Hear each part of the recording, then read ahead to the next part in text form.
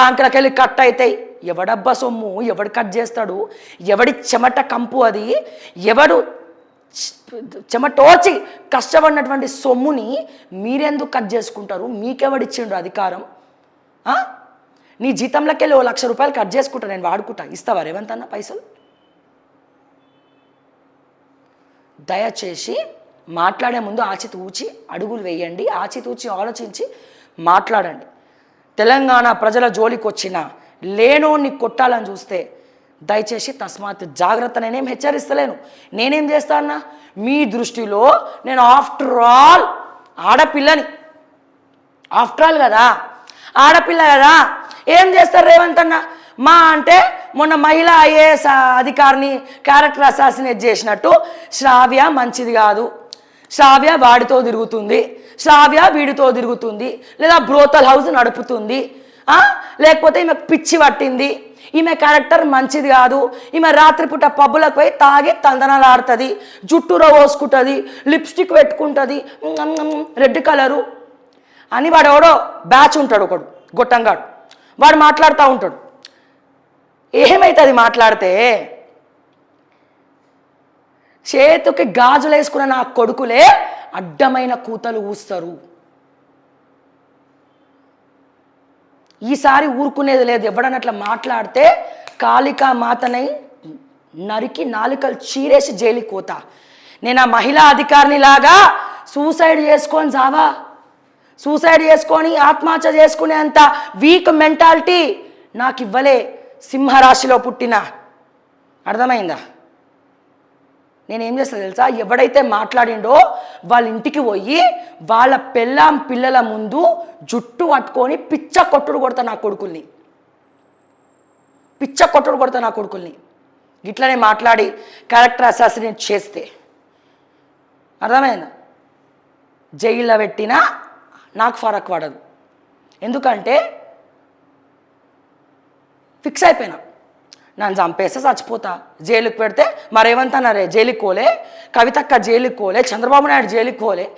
సినిమాలలో చూస్తాం జైలు, ఒరిజినల్గా ఎట్లుందో చూస్తా. దోమలు కొట్టుకుంటా, భజన చేసుకుంటా, ఏమన్నా చేసుకుంటా. అందుకే చెప్తున్నాను, నేను దేనికి భయపడా, దేనికి భయపడను. అయ్యో పోలీసులు వచ్చారండి, నా మీద కేసు పెట్టారండి, ప్లీజ్ అండి విచారణకు పిలిచారండి అని చెప్పి ప్రతిపక్షాల హెల్ప్ కూడా నేను తీసుకోను. పోతా, ధైర్యంగా విచారణ ఎదుర్కొంటా. ఎస్, బరాబర్ మాట్లాడినా దమ్ములు ఉంటే ఐఏఎస్ అధికారుల ఆస్తులు బయట పెట్టి నన్ను అరెస్ట్ చేయరా భయ్ అని చెప్తా పోలీసులకి. కావాలంటే ఒక్కసారి టెస్ట్ చేసుకోండి. అర్థమైందా? సో నన్ను ఏమైనా చేయాలనుకుంటే మీరు సంపుతేనే కరెక్ట్ అన్న, మీరు సంపుతేనే కరెక్టు. అంతకు మించి జైల్లో పెట్టినా నేను మారా? నన్ను క్యారెక్టర్ అసాసినేట్ చేసిన మారా? నన్ను తిరుగుబోతున్నా మారా? నన్ను తాగుబోతున్నా మారా? 10 మందితో తిరుగుతున్నా అని నేను మారా? అంత వీక్ క్యాండిడేట్ నేను కాదు. కానీ ఎవడన్నా అంటే వాళ్ళ ఆఫీస్లోకి వచ్చి కొట్టి చంపుతా. చంపి ఇగో వాళ్ళని చంపి నన్ను జైలుకి పోతా. నేను అనమాని ఇంకోటి ఉండన్నా. సో దయచేసి ఒకటి గమనించాలి, ఇక్కడ కోమటిరెడ్డి వెంకటరెడ్డి గారిని టార్గెట్ చేయడం కోసం మహిళా అధికారులను వాడుకున్నారు. ఈ రోజున మహిళా అధికారి ఆత్మహత్య చేసుకోనికి వెళ్ళింది.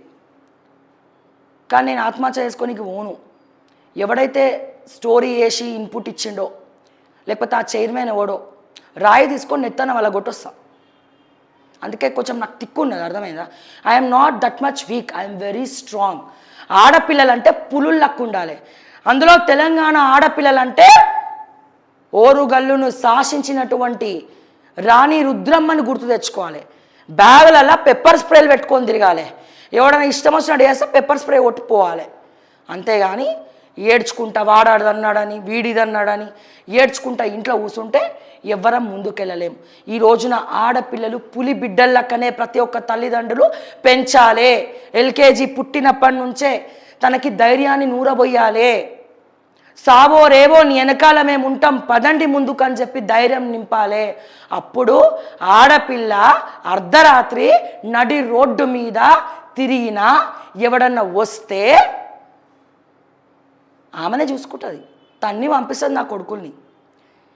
గుండెల మీద తల్లిదండ్రులు చేసుకొని కూర్చోవచ్చు హ్యాపీగా. సో అందుకే చెప్తా ఉన్నా, రేవంత్ అన్న మా సామాన్యుల జోలికి రాకు. రేవంత్ అన్న, బ్యాంక్ అకౌంట్లోకి వెళ్ళి కట్ చేసే అధికారం బ్యాంకులకే లేవు. వాళ్ళు అప్పటికే ఆ ఛార్జీలని ఈ ఛార్జీలని ఏటీఎంలోకి వెళ్ళి డ్రా చేస్తే 10 రూపాయలు 200 రూపాయలు ఎంత కట్ అయితే ఇన్ని 500 కట్ అవుతున్నాయి. ఈ మధ్య అట్లా కూడా కట్ చేస్తారు. 500 రూపాయలు అని చెప్పి గదని చెప్పి కట్ చేసుకుంటారు. నువ్వు కూడా వచ్చి కట్ చేస్తావంటే మీ ట్రాఫిక్ పోలీసులకి జీతాలకు వెళ్ళి కట్ చేయండి, మా జీవితాలకు వెళ్ళి కాదు. సో ఇంకోసారి నువ్వు అన్న మాటకి తెలంగాణ ప్రజలు భయపడిపోయినారు. ఉత్తుత్తిగానే పుక్కట్ల చలాను రాస్తారు ట్రాఫిక్ పోలీసులు. ఇక నువ్వు బ్యాంకులకు వెళ్ళి కట్ చేసుకుంటా అంటే పరిస్థితి ఏంది? ట్రాఫిక్ పోలీస్ వల్ల బాల్నగర్లో ఒక వ్యక్తి చనిపోయినాడు. ఆయన ఏమైనా దొంగతనం చేసిండా, ఏమైనా లంగతనం చేసిండా? ఆ ట్రాఫిక్ పోలీసు భయపడి అతను పారిపోతుంటే ఈ డబ్బులు లేక ఇప్పటికిప్పుడు నువ్వు పైసలు కట్టాలంటే వాడు ఏడికెళ్ళి దేవాలా, తల తాకట్టు పెట్టి దేవాలా? నీకంటే మా వదినమ్మ బంగారం ఉంది, నీకంటే నీ మామ ఆస్తుంది జైపాల్ రెడ్డి గారిది, ఇంకోటిదో ఆస్తుంది కాబట్టి నీకు కలిసి వచ్చింది. నీ ఖర్చు పెట్టడానికి రోహిన్ రెడ్డి ఉన్నాడు. సామాన్య ప్రజలకు ఎవరున్నాడు దిక్కుమొక్కు? తూర్పు తిరిగి దండం పెట్టుకుంటే సూర్య భగవానుడు ఉంటాడు ప్రత్యక్ష దైవం. మాకెవరు లేరు, మా బతుకుల కోసం వచ్చేటోడు ఎవరు లేడు మా కోసం. నువ్వు చిటికేస్తే వస్తారు, కేసీఆర్ చిటికేస్తే వస్తారు, బండి సంజయ్ చిటికేస్తే వస్తారు, కిషన్ రెడ్డి చిటికేస్తే వస్తారు. మేము చిటికేస్తే ఎవరికి వినబడవు చప్పుళ్ళు. సో అందుకని వాళ్ళు ట్రేస్ చేసి ఆ బాల్నగర్లో ట్రాఫిక్ పోలీసు వాడు దొంగ ఎంబడబడినట్టు ఎంబడబడితే యాక్సిడెంట్లో చచ్చిపోయాడు. ఎవరిది పాపం? ఆ ట్రాఫిక్ పోలీస్ని ఏం చేసినావు రేవంత్ అన్న? సో దయచేసి ఆలోచించు, ఒక మాట అనే ముందర ఆలోచించు. హైడ్రా బుల్డోజర్ తోటి తెలంగాణ ప్రజలను ఆదివారాలు శనివారాలు పడుకోకుండా గుండెల మీద చేసుకొని పడుకోకుండా చేసినటువంటి ఒక విలన్వి నువ్వు. మరి నీ దుర్గం చెరువులో ఉన్నటువంటి నీ అన్నదమ్ముల ఇల్లెందుకు కుల్లగొట్టలేరు ఏమంతన్నా? ఆ రెడ్లకుంట చెరువులో పోయి చూపించిన కదా, నీ సీఎం క్యాంప్ ఆఫీస్ రెడ్లకుంట చెరువులో, నీ ఎమ్మెల్యే క్యాంప్ ఆఫీస్, నీ ఇల్లు ఎందుకు కుల్లగొట్టలేరు ఏమంతన్నా? నీతులు చెప్పినోడికేనట,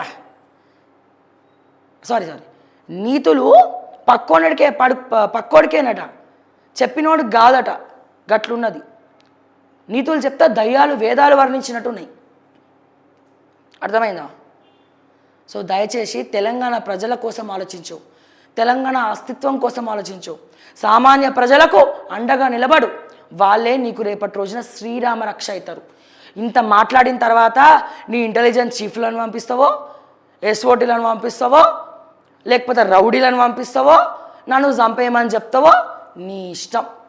ఓకే టీవీని తీసేయమని చెప్తే పీకే టీవీ పెట్టుకుంటా, నేను మాత్రం తగ్గేదే లేదు.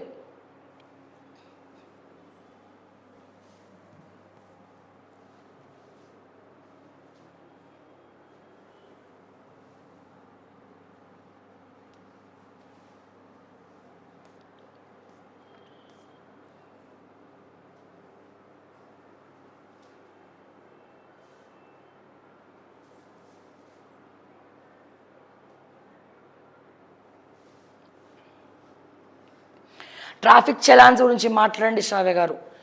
ఎస్, అందుకే ఇప్పుడు మాట్లాడాను. మా శ్రావ్యమ్మకు నమస్కారాలు. అమ్మ, ప్రకాశం గాల ప్రభుత్వం అయితే కేసీఆర్ గారి ప్రభుత్వంలో కోల్పోయిన భూములను విముక్తి చేసిన ప్రజల మానసిక వికాసమునకు దోహదపడాలి రేవంత్ అన్న ప్రభుత్వం, అప్పుడే పరిణితి చెందినట్లు. ఎక్కడ ఇంకా మిగిలిన భూములు కూడా దోచుకుంటారు కదా, రియల్ ఎస్టేట్ చేస్తారు కదా వాళ్ళు. రేవంత్ రెడ్డి గారికి ముఖ్యమంత్రి అన్నదమ్ములకు ముఖ్యంగా అర్థమైపోయింది, దీపం ఉండంగానే ఇల్లు చక్కదిద్దుకోవాలనే కాన్సెప్ట్లో వీళ్ళు ఉన్నారు. బీజేపీ వాళ్ళు చప్పుడు చేస్తలేరు. బీఆర్ఎస్ వాళ్ళు మాట్లాడితే గత జన్మలో పాపాలు గుర్తొచ్చినట్టు గత ప్రభుత్వంలో వాళ్ళు చేసినటువంటి పాపాలు వాళ్ళని శాపాలై ఇప్పుడు ఎంబడిస్తున్నాయి. తెలంగాణకి దిక్కెవరు, తెలంగాణకి ఈ దిక్సూచి ఎవరు, ఇవన్నీ ఆలోచిస్తే భయమవుతుంది.